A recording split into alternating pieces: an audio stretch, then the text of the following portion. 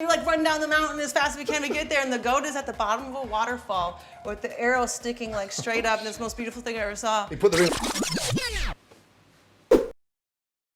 Hey everyone, and welcome to a new vegan takedown video where we're going to be talking and commenting about a video that was posted of Ronda Rousey and Gordon Ramsay. For those of you who don't know who they are, Ronda Rousey is a very famous ex-UFC fighter. She was the champion and then she lost against Holly Holm.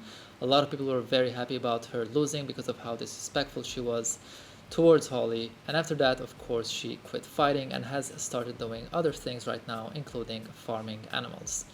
Gordon Ramsay is a British chef. He is extremely famous and also quite known for his anti-vegan stance until recently, where he said a few things, maybe because he realized veganism might be the future. Now that we know who these two people are, let's get started. Nice to see you. Now, I've had presents before, like knives and blocks, but no one's actually ever bought me beef and eggs. This is your beef, your eggs. Yes, this is from Kobe. He's a Wagyu steer, our first one we ever raised. Amazing. And he's graded A3+. We loved him and brushed him and everything. Fed him ourselves every day, and he's very, very special to us. So. Alright, so just straight away from the beginning, he says you have brought your eggs and your beef, which is quite weird since neither the flesh nor the eggs belong to her. And then she goes off and talks about the cow whose body she has brought with her and how they loved him and they brushed him every day and they took care of him and that he was very special to them. I have no words. Can you imagine just going to someone's house and saying, thank you so much for having me. I brought Ziggy with me. Ziggy is our family dog, and he is very happy, and we love him, and we brush him, and he plays every day, goes out on walks with us, and he was so special for us. Now let's eat him. Wow.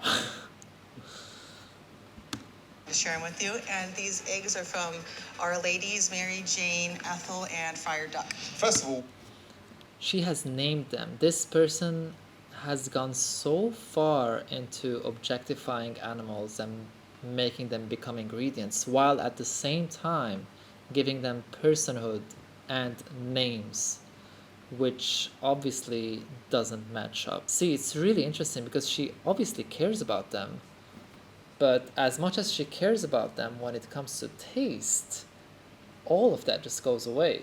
And this is how speciesism works. Basically, you discriminate a being based on the fact that they come from a certain species. And you can do anything you want to them once you take the personhood from them, because they will not have any rights. But in this case, she is giving them names, she is taking care of them, she's making sure they're happy, but so she can eat their bodies and whatever comes out of their bodies. what got you into farming? Zombies. Right. I saw 28 Days Later Yes. when I was younger, and then started having reoccurring zombie dreams. Right. And then I met my husband, who's really big into survival and stuff. She met her husband, who is really big on survival stuff, so they're kind of doing this because they think it's survival, but at the same time it's not. I mean, how does that work? Do you just give yourself a green light to do anything you wish, including killing innocent beings, because you like survival stuff? But then at the same time, you would obviously get in a car and go somewhere and then be in this perfectly prepared kitchen where you have all the technology you wish and all the utensils you wish to cook, because there, survival doesn't work anymore. Survival only is there for you to justify killing innocent animals. So this beef was reared for how long? He was 2 years old when we harvested him. We raised him. I really want you to pay attention to the vocabulary that is being used here. This beef was reared, he says, and then she says he was 2 years old when we harvested him. The extent that humans go to hide the horrible injustice that they're causing on animals is just absolutely incredible. She's not saying he was 2 years old when we killed him. He was 2 years old when we unnecessarily murdered him. No, he was just 2 years old when we harvested him, as if he was just hanging on a tree. Time I go back there and like hang out with the animals. Yeah. Like I'm just making their day better. Like every time I Right. go back. The animal that you claim that you're making their day better is in a pan in front of you. There was nothing better happening in their day when you sent them to get slaughtered against their will. This is just like, let's just watch this part again. Like every time I go back there, I'm listening to something that makes them a little bit happier, and that's Sure. like the most immediately validating act. So it's really nice for her to have this farm life because all she has to do is just go out and spend some time with them and make their day better, and she does things for them to feel a little happier. And I wonder how happy this cow was when he was hanging upside down getting his throat slit. But obviously she's not aware of the cognitive dissonance that she has towards what she's talking about, these animals, and what she's done to them. If you love them and you want them to be happy, maybe, just maybe, don't kill them. Yeah, it's like, I mean, if you have kids and you want them happy, every single day you go out and play with your kids, amazing, good thing, make them happier, that's great. But don't kill your kids. You're making scrambled eggs, but with duck eggs. Duck eggs super and rich. in Kobe's fat. That is, that's... I would have told you, like, don't put the paper towel down, it's No, cold. no. So now they're gonna take the eggs that she has taken from the ducks and put them in a pan in the cow's body fat. So this is just getting weirder, to be honest. Did he go down on one knee to propose? Was he romantic? Because I can't imagine him being romantic. Oh my God! You want to know how it happened? We were Please. actually we were hunting in New Zealand because we're very big into sustainable meat. He shot this one.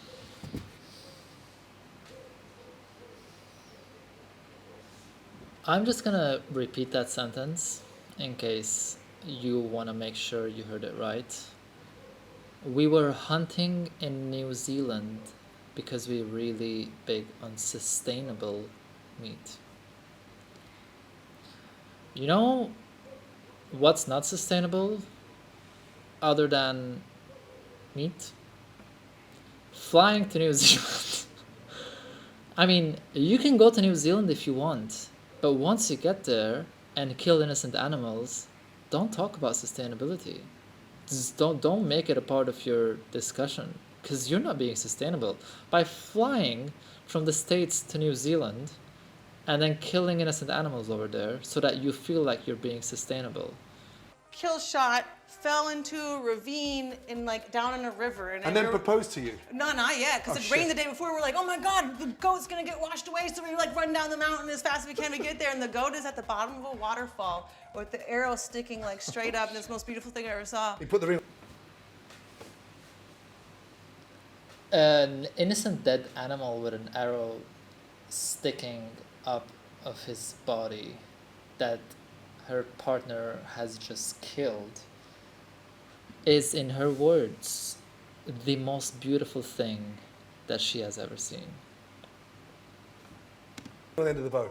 What? He put the ring on the end of the bow. No, you're almost there, He almost put there. the ring in the eyeball. So we're almost there. So Shit, he put I'm trying to kind of understand who's more of a psycho. Did he just say he put the ring in the eyeball?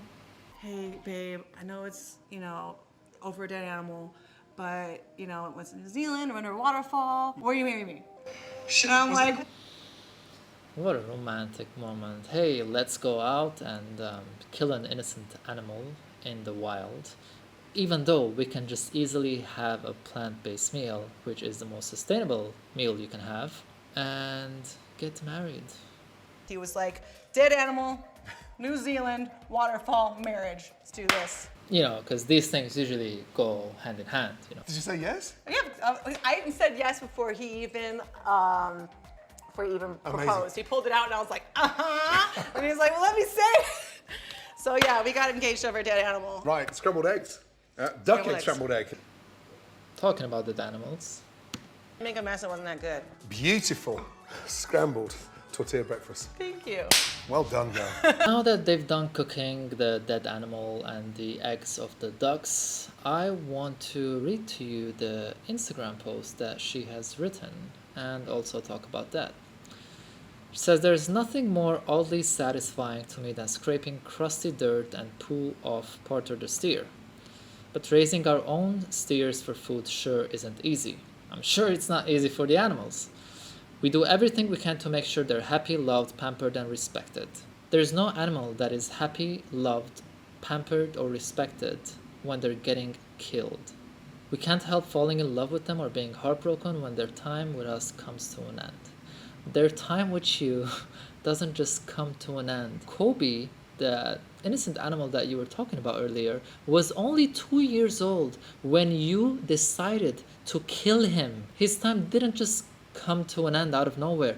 You put an end to his time. We choose to suffer so that the steers that feed our family don't have to.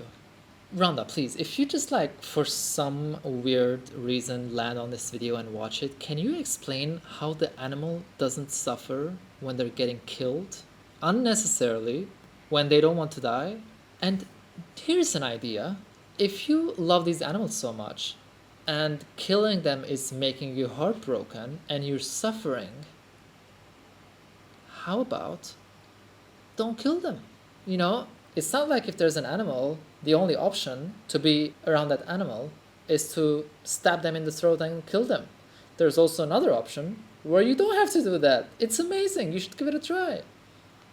We got 730 pounds of meat from our last steer, Kobe, and we give thanks to him every meal. Well, I'm sure Kobe is very grateful that you're giving thanks to him after killing him.